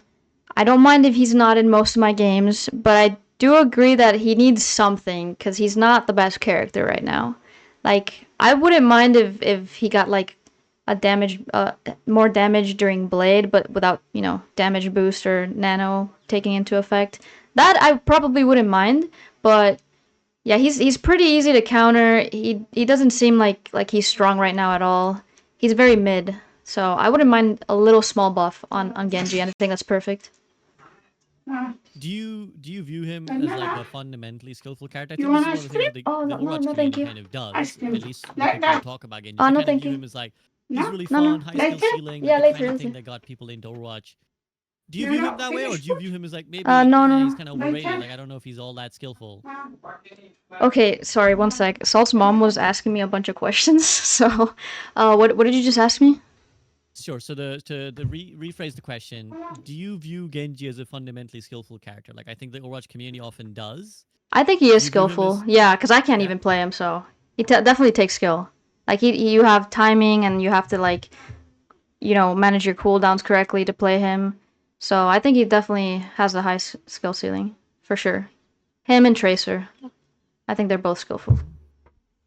I see Jay nodding. Jay, I got like a couple seasons ago, I got coaching from Jake on Genji, and one of the things he was saying, like, Jake is such a funny guy because he's like the hype killer sometimes. Like you want to build drama, and Jake will just say it how it is. And I start day one, I'm like, all right, Jake, you're gonna coach me on Genji, and he's like, sure, but listen, SAB, you should just play Tracer. Like 99% of the time, instead of just playing Genji, you should just play Tracer because she just does everything better. Like, do Do you view Genji that way? Do you just like maybe he's not all that? Like you just play Tracer. I mean, I can't play Genji. I just play Tracer. That's where I put. I mean, it's not even. It's not that I don't want to play Genji because I do think Genji's fun and I mess around with him in quick play. It's just it comes back down to when I first started learning the game. I never had to play Genji. I was always the Tracer player. I had like Zachary and Mangachu doing the Genji. I mean, Interesting. I still got benched that on that team. So Maybe you should have learned Genji. I maybe. will say one thing, like on that point, SVB, about like the whole like why play Genji, we could play Tracer. I think the reason is because I think Genji struggles versus a lot of like the higher level DPS characters like the Sojourns and Tracers and Sombras and even Echoes. Because I always look at Genji as like he's really good versus the immobile characters, right? Because he can stage for free, he's got the assassin, but he's actually not the best duelist versus other duelist characters. Is the weird irony. And I think that's where like the shuriken accuracy can be kind of a thing where like a lot of those characters can kind of play the short mid range and kind of keep their distance from Genji, and Genji can't. He Can't do can't hit anything. shurikens on them. Like Yeah. he can't. So yeah, I'm sorry I interrupted. No, it's a really good No, point. you're It's a really good. good point. Yeah, I was think, I was done on mine. Yeah, I just play Tracer. I think Tracer. I mean Tracer and Genji. I feel like are both very high mechanical skill characters. Okay, I like it. Okay, well we'll move on to Hanzo now. I'm actually not gonna let Sam go first here because Don't you let know me go. I wanna hear some of the other thoughts first, and I wanna hear from Deku first because Deku, this is a hero you play quite a bit, or at I least I've don't known you play to. him too much. I play him sometimes, like if someone picks Widow on a sniper map, I'll play Hanzo. Or King's Row is a pretty good Hanzo map in my opinion. So is Lijiang Tower, because I don't play Junkrat or Sim. But yeah, after his one shot went away, he's so mid right now. Like there's no satisfaction in getting kills because you're just charging up arrows and hitting body shots, or maybe you do hit a headshot, but they don't die and they get healed and they come back and they kill you. So I think he definitely needs some kind of buff, or maybe just give him the one shot back. I wouldn't even mind that. Maybe just take a little longer for him to charge up his arrow. That could be something looked into, but yeah, for now he's pretty weak. I don't see him get picked a lot unless there's like a one trick on your team that only plays Hanzo. Jay, I want to pose this question to you because I feel like a lot of the times with the Overwatch community, this isn't really a singular person thing. It's like just how the community tends to work, and maybe just gaming communities tend to work. We're always like remove a thing, remove a thing, remove a thing. Then they remove a thing, and we're like, maybe the thing wasn't so bad. And I feel like one shots are this now, where it's like, for the longest time, people many times will be like, remove one shots frustrating, one shot suck. And then Hanzo comes along, they remove his one shot, and now people are like, maybe one shot's good. Maybe we want it back. So how do you stand on this? I feel like it's a thing like you don't know what you have until you lose it or something. But I feel like Hanzo is kind of useless right now. He doesn't have his one shot. I think he is a sniper. He should have it. Maybe do something with like Widow with like I know it's a projectile and a lot of projectiles don't have it, but like make it like there's like a range as soon as it's a certain range, maybe the one shot potential falls off.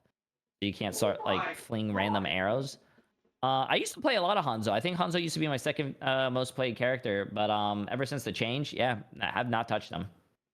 I think I tried him, and then I was like, "Wow, this is ass," and then I switched back. Yeah, I think they need to change it. What I would don't you see want? like I probably like something like I mentioned, something like like something like Widow. I don't know if it can be like something like Widow, like after a certain meter, make it so it's not maybe one shot, so you have to keep your distance maybe. But I do feel like most of Hanzo's kit came from his one shot. Maybe Sam can give you more advice because I actually don't know what you would do to help Hanzo. On that note, I gotta go to the bathroom, so I'll let Sam All right. take it over. Sam, Spilo, it's I on you. promise I'll toss you a lob. Okay, I'll toss you a lob, Spilo. Okay, listen. I have from day one, from the Hanzo rework, from it, like I'm one of the. It was me, Raxu, Arge, right? We were the old Hanzo players. I have been a Storm Arrow hater from day one. I have always hated Storm Arrow. I thought it was brainless spam, and that's the direction we unfortunately went with Hanzo. Couple things. Give him his one shot back. You can make the Storm Arrow count 2 for all I care. It's not like shooting the Storm Arrow in the tanks helps anybody anyway. The tank player hates it. It's the only thing Hanzo can really do, and the best thing the DPS do nowadays to win fights is to take the duels against other DPS. Letting me be a threat to the other DPS is more important, and I think it would help the tank players too to not have Hanzo mindlessly lob storm arrows into the other team. It's a brain dead ability. It should not be a thing. It took all the precision and thought out of Hanzo. Give him his one shot back and nerf Storm Arrow. If you really think like Hanzo's a problem, then you can nerf Storm Arrow, and I think a lot of people will be pretty happy with that. Number 2, revert this Dragon Strike change immediately. I hate it so much. I don't think it's better. If you're gonna increase health pools, increase Dragon's damage and let it destroy deployables, and I think it's fine, right? Or make the Dragon Strike longer because I have no chance of getting a tank with it anymore. None. I already had a low chance, and it was so good at splitting people in, I guess, the original game. It's not really as good now because, reasons. But I think that lets Hanzo keep his unique identity. I know people hate on one-shots. Hanzo's is the least consistent in the entire game, though granted he can run in the brawl comps more. But I think Storm Arrow has been a bigger issue for a long time. I think that's where people have the big issues with him. Where like he's just brainless spam. It's like, yeah, well, when you pull out Storm Arrow, it really is brainless spam. So I think Raxu said the same thing way back in the day. Like just remove the Storm Arrows or reduce the Storm Arrows, give him his one shot back. And that's what I would do personally. I think Dragon Strike is just an outdated ultimate too. Like let it destroy. There is no reason my Dragon Strike should not break an Immortality Field or an Alari Pylon. Like I've said this last time. I would Dragon Strike a Pylon to break an Alari off an angle. And then it's just Spilo. I'll toss it to you for the brainless tank busting stuff. Yeah, I hate Storm Arrow. Yeah, I think it really just comes Hey, down to Tiffy. what direction do you want to go? Do you want to like make Hanzo this more Overwatch 2 dynamic character, or do you want to give him like very clear defined strengths and weaknesses? Because right now he doesn't really have either. He's pretty bad still up close, like versus all these like more hybrid characters. He doesn't really good at long ranges. I think you could either go the direction of giving him his one shot back, removing Storm Arrow, making him more of like a high risk, high reward kind of a sniper character, or you could lean into, we've talked about the same where we like leave the damage lower but increase the induction speed, allow him to induct while climbing, give him more utility arrows, just something like more of like a utilitarian like medium range utilitarian. I think like you just have to decide what direction you want to go, right? What direction you want to go with the character. How do you respond to, because I think a lot of people who dislike Hanzo would be like, well, yes, it's the brainless spam of the Storm Arrow, but also it's just that like I think it's the same thing that Junkrat suffers from, is that the public perception is you're walking in like a room, and I think the thing I often would think of something like a Coliseum, right? It's like this long narrow choke area, and there's just this stuff constantly flinging your way, and one of them hits you and kills you, and that's kind of like where Hanzo arrows were, right? And it's like it is for a lot of metal rank players, like you're just walking along, whoop, something just came flying. Yeah. You just look at the kill cam, he's just chucking it at a corner, like. Is there something that can be done for that? That isn't removing the one shot?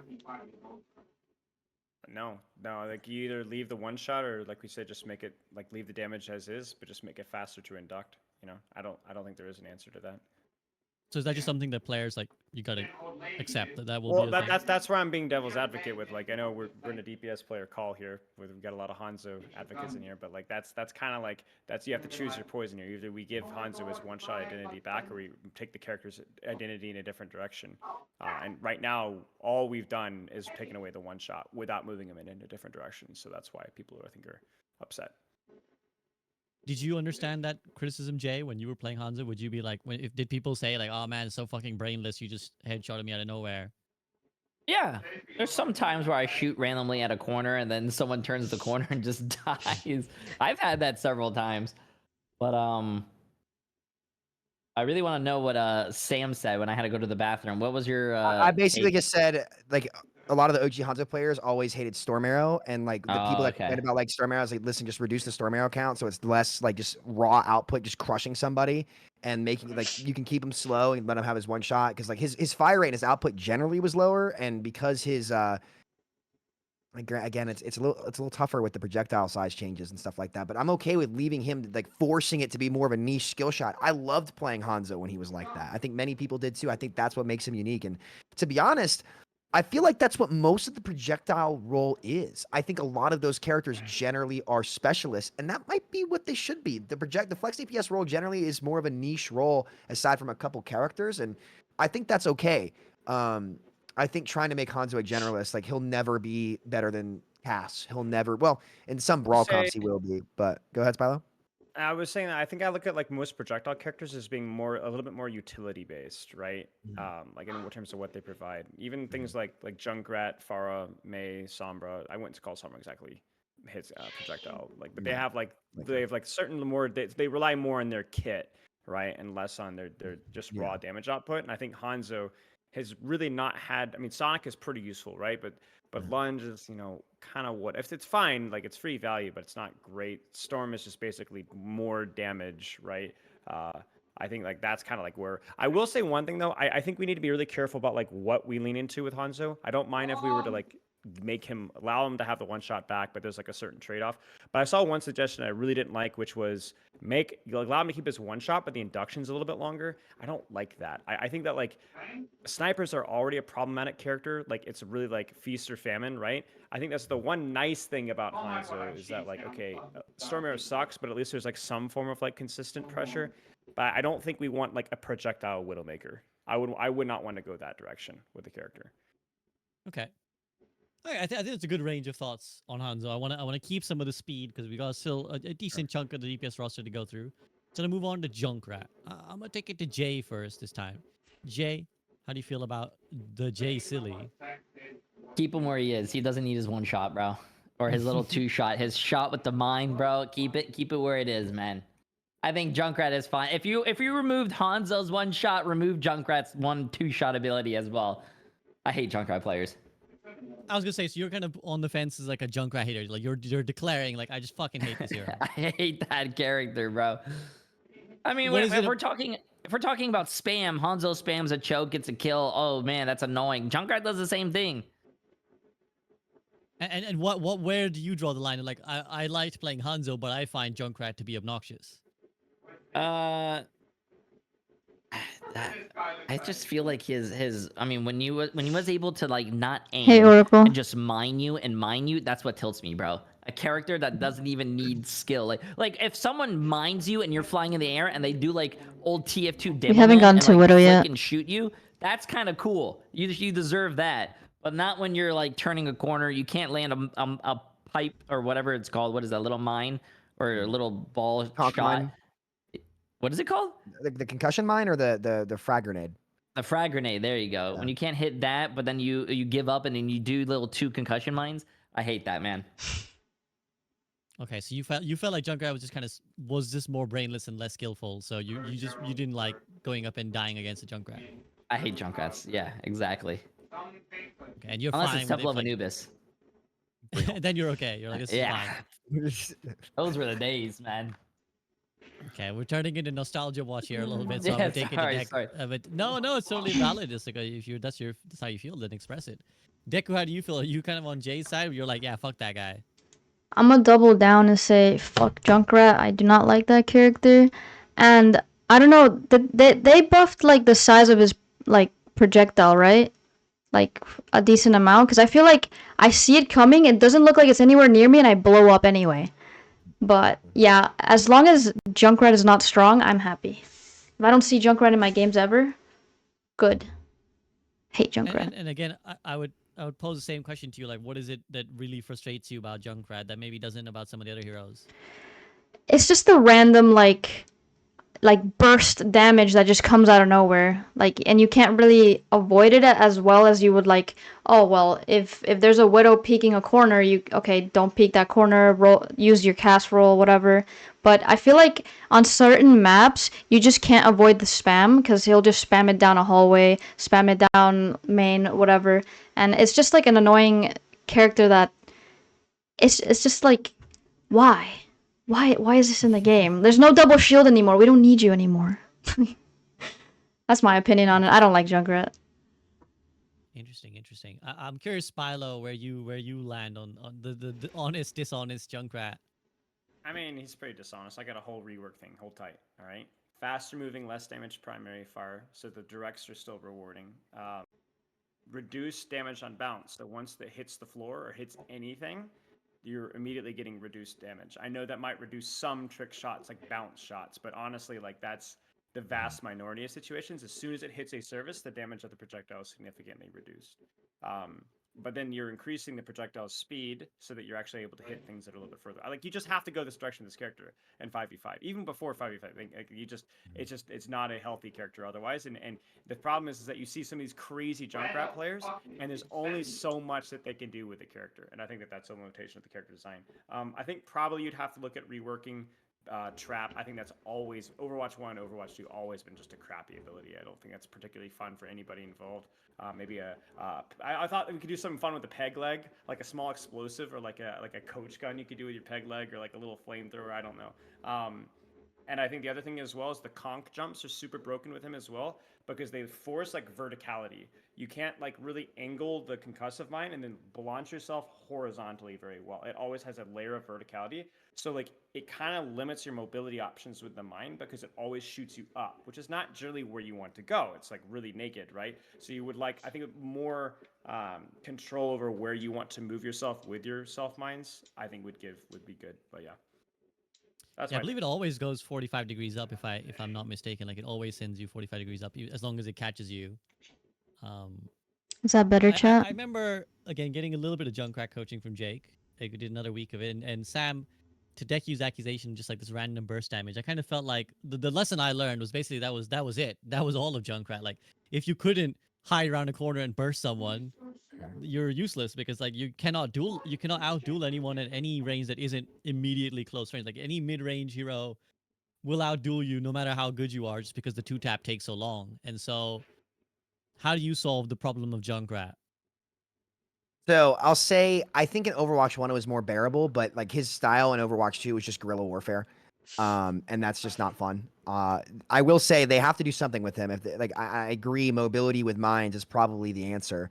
And changing around how his primary works. Like because even right now, it's still like I will miss. Like it was. Listen, you were a rat, right? That is a rat character, and sometimes you want to be the rat, you know. But I get why people would not like it. It was frustrating to play against a lot of the time, but they do need to do something with his conk mines, kind of increasing the frequency, making them be more utility based for movement around the map. I'm nervous about mobility creep, but that's just where we are. Tire's really strong. People don't talk about this. Rip Tire, granted, there's more 600 immortality. damage, yeah. Yeah, it's really strong. So like that win con is pretty powerful. I think Spylo's got the right idea for what kind of needs to happen with him. I'm nervous he's just going to be another version of Pharah, but again, what are you going to do? That's kind of like what you have to do in this format, I think. But I think it's definitely better to play against than the guerrilla warfare Junkrat, because at least with Venture, there's that opportunity, right? With the Venture combos, like, okay, there's the hinder, like I can move around, like you kind of know. Like with Junkrat though, Not yet, Bread. there wasn't a. It was almost like you're walking through a haunted house or something, and you know that there's. It's like where is it, right? Where is it? And that's just not. I don't think that's Overwatch, but I do think they need to do something with him. We'll see. I think Spylo kind of had the right idea. People don't talk I about like how good Spylo's Fire changes. is. Yeah, it could be fun. Like it could be fun. Like, and honestly, you could give him like 3 mines and I mean zip zapping around. Like it could be cool, but we'll see.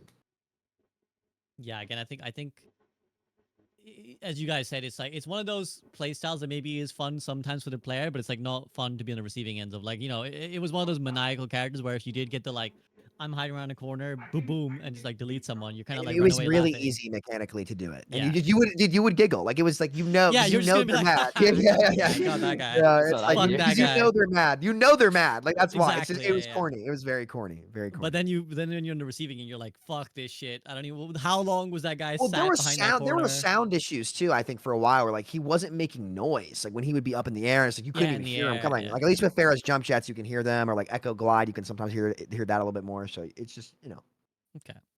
Well, we're going to talk about a couple heroes now on the bounce. So the projectile heroes happen to be 3 on the bounce here. We got Junkrat, we got Mei, and then after that we got Pharah. So might be some similar things that we're going to discuss here. But let's talk about Mei first. Deku, I'm going to take it to you. Mei, I think probably gets seen a lot less than we've seen her previously. But how do you feel about her right now? I think she's really weak right now. I don't see her ever being played. Even my friend, that's a Mei one trick. I don't know if you guys know George. He has not been playing Mei this season at all. Like it's just a bad character. The most you could do is maybe, I guess, if you're playing against Reinhardt, maybe it'll be a good pick. But other than that, you just don't pick her for any reason. She's just bad all around. And I guess it's because of those changes where she can't like one-shot tracer anymore. She can't do much. She has to take so many body shots and she has to charge up her shots as well. So she just gets left behind, I think. And do you want to see? Do you see like a place for Mei in like your meta, like how you see Overwatch being played? I mean, I wish every character could be played evenly, right? I remember that one patch. Which one was it? Anyways, yeah, I mean, I don't mind, if there is Mei in my game, as long as it wasn't as busted as it was a couple seasons ago. But yeah, it's bad that some characters just get left in the dust. So Mhm. she is a buff for sure. Something. I don't know what, but something. Jay, how about you? Where's Mayfall? She's in your Junkrat camp, or is she in your like, you know what, maybe she needs something? I do think May needs something. I don't see a lot of Mays being played. You know, fuck it. Bring back her freeze, bro. If she holds down left click, bring back her freeze, dude. Is this gonna be your stance on mostly just go back to Overwatch 1, man? Just go back to fucking Overwatch 1. No, I think didn't they have her freeze in Overwatch 2? They No, didn't. No, The no, reason why never. it sucks right now, they didn't compensate its damage at all, so it does nothing. I thought they did something with May and then they had to revert it It because was it was like, slow. They increased the slow to 40%, and then they put it back down to 30. okay. Yeah, I just don't think May's good right now. Maybe it's the health and she can't one shot, the tracer. But I mean, that's just one character she's going against. Uh, I do feel like like mobility creep is a thing. Like Sam was saying, a lot of these new characters are all getting these mobility, abilities. And so, you throw down a May ult, no one's gonna be caught in May ult, especially with Lucio being strong right now. You throw May ult down, Lucio just speeds everyone out of it. I don't see a lot of May being played anymore at all, even in my games. And you'd be okay if like Mei was more viable as a pick. Yeah, like Deku said, I think every character should be viable. Like I'm Except telling you, Junkrat. bro, that one season in Overwatch 1, man. I hate you guys. Yeah, these guys are they just like pop in vials of blood in front of the shark Samito's nose constantly. Just Oh, like, hey, man. have a whiff, have a whiff. Are you really sure you like fish? I feel like Donkey from Shrek right now. I just, Spilo, before Smilo, we you go want to to first? Sam, Yeah, before go we go to Smilo. Sam. Yeah, I mean, I think honestly, I think like May's not great right now. I'm looking at her overbuff stats. It's like not that great. She's always kind of been of a niche character. I think that maybe a hot take here. Actually, I don't think it's really that hot of a take. I think she's much healthier in Overwatch 2. The tank team utility with two tanks, like the Overwatch, like just basically walling on choke and holding freeze was like way too effective, and it kind of lowered the value of like what the character can do in the right circumstances. I think that in general, like coaching and working with Backbone, and the Overwatch League, like playing Mei versus Dive and playing Mei with the new heals and the new this, it just felt so much more fun. Like there's so much more dynamics with what you can do. I think the problem right now is like there are the break points are like really messy, right? Like that's the biggest issue with Mei right now. You're not as much of a threat as you ought to be. And I think the only thing that I really would change with Mei, besides maybe some of the break points or their damage, is I think that I would not give her a freeze bag. I don't think you would want to buff Wall in any way, shape, or form. I think Wall is fine as is. I would look at Blizzard. I think Blizzard is not a good ultimate in the Overwatch 2 environment. I don't think Blizzard was a good ultimate in Overwatch 1 environment. One of my complaints about Marvel Rivals is that there was so many ultimates were just AoE blasts. AoE this, AoE blast, AoE blast. No, there weren't as many playmaker ultimates, and I think Maze Blizzards has aged really poorly in Mobility Watch with one fewer tank. And even when it was good in Overwatch 1, it was so boring to play versus. Like, I hated Blizzard, maybe more than any other CC ultimate. And I think that, like, if you were to change anything about Mei, it's breakpoints and ultimate. I don't know what you would do. You could roll out a lot of different playmaking ideas. Like, I don't know, but like I don't like Blizzard. Yeah, there's a lot of directions they could go, right? Like you could turn it into like because it isn't in the snowball May, doesn't her ult just give her like a faster fire rate? Like let's just pop snowballs like crazy. Like Yeah. maybe like the version like a Sojourn rail, right? Like when she pops her ultimate, it's like railing a lot. Or the meme suggestion of like a giant snowball that you just like pow into people with. Maybe take Yeah. your teammates with you. Fucking roll into Maybe- all of them. Shooting- roll. shooting like, people could the freeze them. floor. Yeah, Yeah, or freeze the Frozone, floor, Frozone. freeze Yeah. the floor, and you can move faster. Like there's all sorts of like little details that get thrown in the character. But I played May a lot. I think season 4 or 5. I wanted to see how Mhm. she would feel like after coaching back like in the ranked She was environment. good. I just was like solo angle, duel people, poke people out, use my ice block selfishly, wall for high ground, Yeah. wall to wall, just walling for me, like forcing cooldowns Oh and yeah. baiting stuff and just playing like a distraction. It was really fun. Like it was really really fun. I think she's underrated in terms of how much fun it is. Like I said, I really just think it's the break points that become an issue. Like if you're playing May to like wall off tank, Mhm. you're gonna have a bad time, but it's because you're kind of stupid. That's Mhm. just we don't do Yeah, that you're here. right. You know what I'm saying? There's only so much you can do with that. So and that's good because that's the worst type of May, right? Mhm. Nobody likes playing versus All right. that May. JG, you have something you want to add before we go to Sam? I think you were going to say No, something. you're good. I was just laughing. The Cool. Sam, go ahead. Give us a little roundup of May. So May was my secret niche pick. My highest peak in this game was on May. I hit like rank 11 on May, and like it was that the season 3. I remember I was talking in the group up chat. I think SVB, and I was like, "Yo, guys, this hero's broken." I keyed into flats, and I was like, "Yo, flats, this hero's busted." He's like, "What do you mean?" I was like, "Look at my win rate. My win rate was like 85%." She was very good at dueling. 3 shots in the body, 1 head shot, and 1 body shot was a kill. 1 shot on Tracer. But why she feels really bad right now is the freeze just does no damage, dude. None. And like I was trying to play her today, and like 100 DPS a second freeze. I think that's what it was, if I'm not mistaken. Is it about like 100 DPS? It was really really good. But now like cast rolls, I do no damage. Most of these heroes have way more health, and it's just actually horrible right now. So obviously, I think Blizzard is an outdated ultimate, but like her mid fight was so much fun. Like as the duelist style, like I would wall myself up to high ground to take angles, and with your ice block, you could take selfish duels. Her projectile speed was faster than Hanzo's. It still is faster than Hanzo's, and she has no drop off. So I told all my Hanzo players, I was like, guys, like stop playing Hanzo, start playing Mei. She's really really fun. You have a ton of unique interactions and duels. Like she was very good at a lot of things. You actually really didn't have to play to bust the tank. And I think that was the big problem in Overwatch 1 is like it was so easy at the floor to just ruin someone's experience like completely. And so that's why she had a bad rap. Like I would tell Blizzard, and like as an avid, like I really want to pick Mei. I love playing Mei in this game. I think she's way less oppressive. If you guys can make just tune her breakpoints, whether it be her ammo count, like everything, just do exactly what she was in season 8 to her now.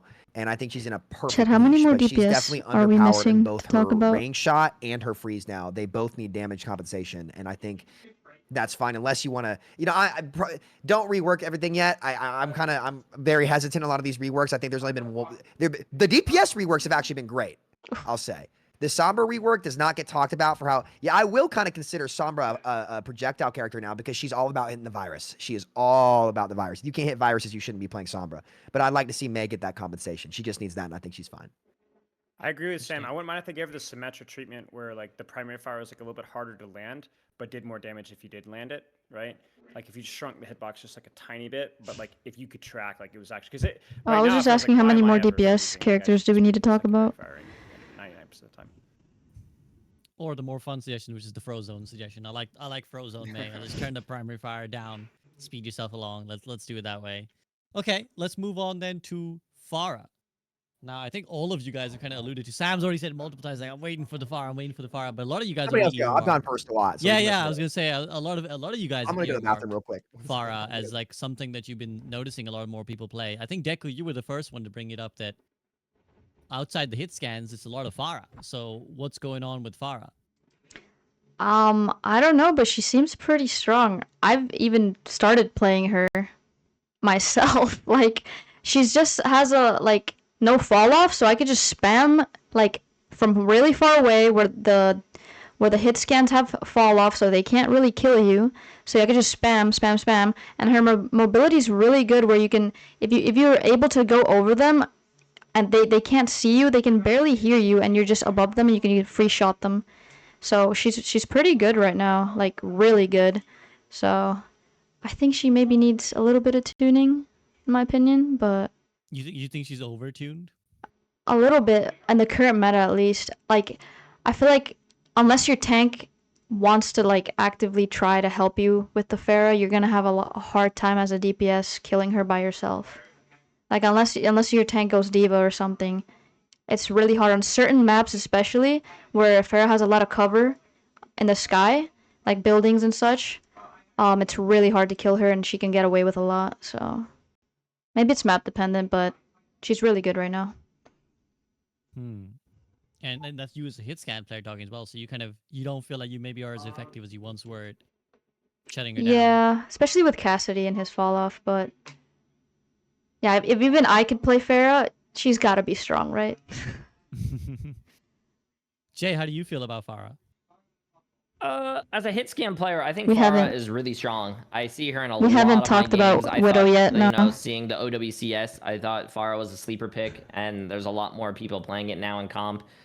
And it's very annoying when those people also have, you know, their mercy players pocketing them. So it's Yeah. little impossible.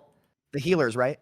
The healers, yeah. So, We're even. also, I don't think Boop should do damage. Yeah, I don't think Boop should do damage.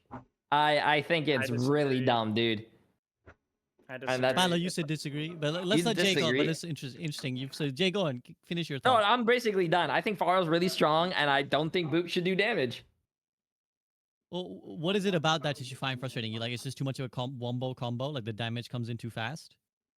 Yeah, they're like the burst damage that she has is just a little crazy. On top of the movement ability that she has now, and all this crazy new stuff. And so you just feel like now she's just too much, like does too much too fast. Yeah, I feel like she does a little too much. I mean, I feel like you know, buffing a character like slowly would be like the most ideal worries, if it's too Oracle. weak, but they just gave her so much. We're and going in I just, alphabetical order. I mean, I don't know if it's the hit scan talking or what, What's but after I Pharah? don't like the boop C, damage. E, F, G. Okay, well, Spilo, rebut.